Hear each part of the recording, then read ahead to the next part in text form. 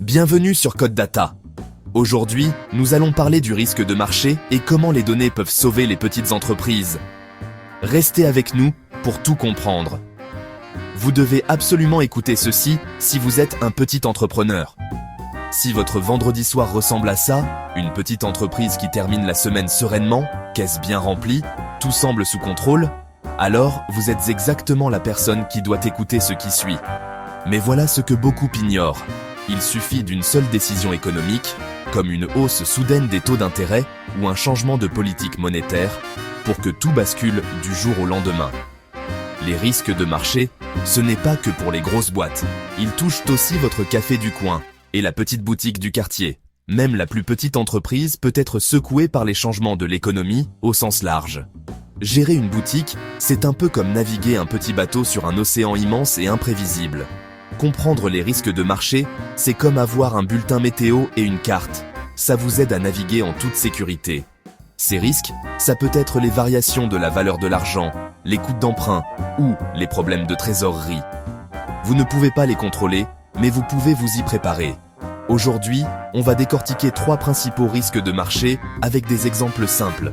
Et on va vous montrer comment quelques informations simples peuvent vous aider à voir venir les ennuis et à protéger votre rêve d'entreprise. D'abord, le risque de liquidité. C'est simple, c'est quand on n'a pas assez d'argent liquide au moment où on en a besoin. Imaginez, vous vendez des gâteaux, vos clients paient plus tard, mais vos fournisseurs, eux, veulent être payés tout de suite. Ça, c'est le risque de liquidité.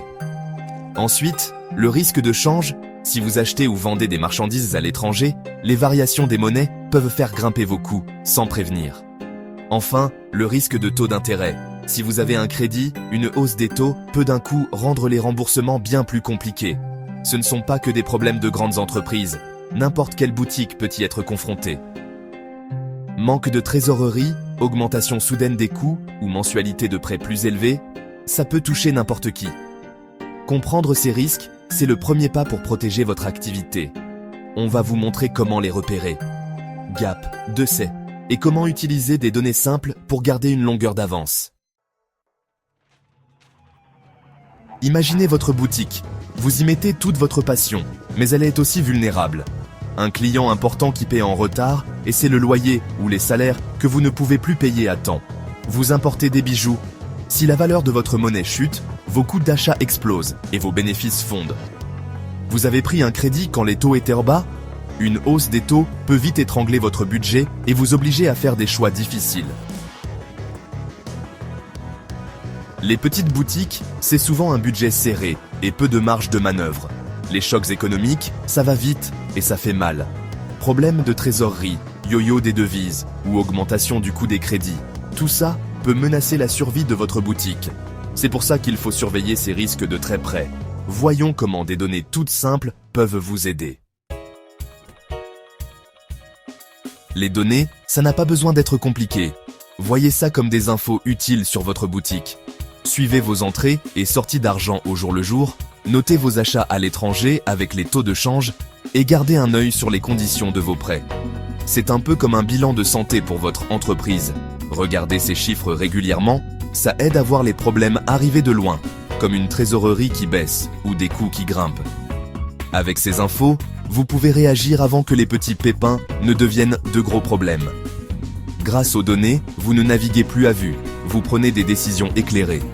Ça vous donne le contrôle, pas juste de l'espoir. Prenons cette bonne habitude. Commencez tout simple, suivez votre trésorerie au quotidien dans un carnet ou un tableur.